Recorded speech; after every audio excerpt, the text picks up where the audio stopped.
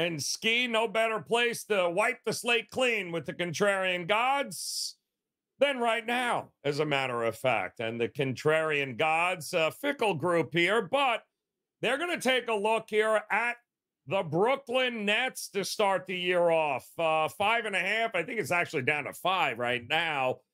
Taking on the Oklahoma City Thunder. Well, one team's good, one team has not been good. And the Nets have not been good here, which would explain the ticket count on Oklahoma City. But they are home, Brooklyn, here, getting 5.5. What are you thinking in this one?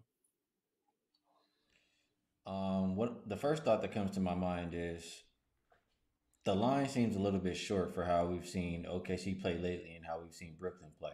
I mean, I can't remember the last time I saw Brooklyn cover a point spread, and they played very disinterested basketball in the last couple contests.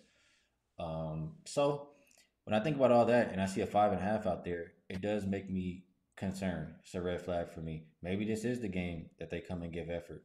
And I did talk to my guy Rob Vino earlier. He gave some quotes, I believe, for this net side. So I don't want to step in front of it. It does seem like it's a little bit too easy for OKC. They covered 5 out of their last 6 games. They don't, take their foot off the gas when they play lesser competition. They're 7-2 versus less than 45% winning teams this season. But they get Lonnie Walker back today. Dennis Smith Jr. is going to be back out there. I think the Nets getting as healthy as they've been in a while. I think they can turn it around at the house. So I'll lean with them.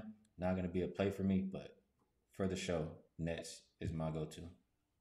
Makes sense. I mean, it's starting to come down. 5 starting to pop up here. And Ski mentioned it. Lonnie Walker back finally after that hamstring here. Dennis Smith Jr. No better way to start the year off if you're Brooklyn than at home and being a big underdog here. Merrill, what do you think? I don't know if we could say it's really contrarian, though, if the line's dropping, right? And, I love to fade the public, but I think it works better in high-profile things like the NCAA tournament, the NFL regular season. Right now, I still don't know how much public action is really dictating these lines. So it looks like maybe a little bit of sharp money on Brooklyn as the home dog, but I don't agree with the move. I like OKC -5 here.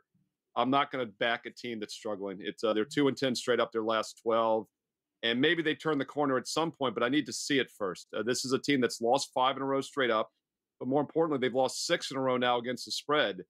So I haven't seen that the corner turn yet. Maybe it does tonight, but I think this isn't a good spot for them. OKC had won 5 in a row straight up against the spread, and they had that loss at Atlanta on Wednesday, and I think that'll keep them focused tonight. And they only have Washington on deck, and they have 2 days off until they have to play at Washington. So this looks like a good standalone focus spot off a loss for the better team, and that's OKC.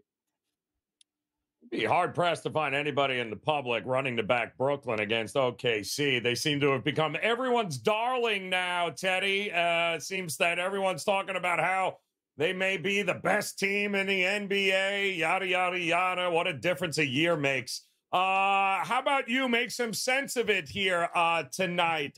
Would you lay it with OKC, or do you think Brooklyn's got some value here?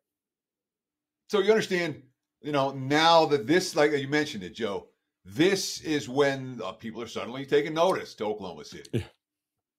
If you've been paying attention, last year at this time was the time to pay attention to Oklahoma City, and all you've done is make money with them for the last year.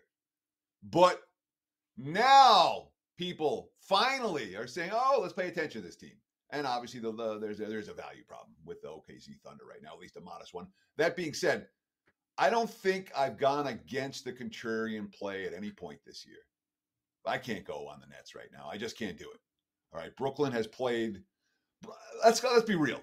Brooklyn wildly overachieved through the first 20, 25 games of the season, and they come back to earth with a thud.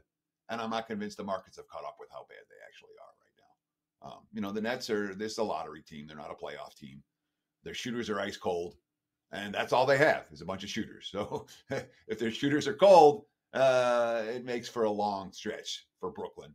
Yeah, OKC or pass for me. Not a game that I'm playing, but it's not a game that I would recommend the contrarian side. They got only 2 back-to-back losses all season long for the Oklahoma City Thunder. So coming off of that loss, they've done a really good job of bouncing back here. So Should be an interesting spot here tonight. 7:30 is the tip on that one. But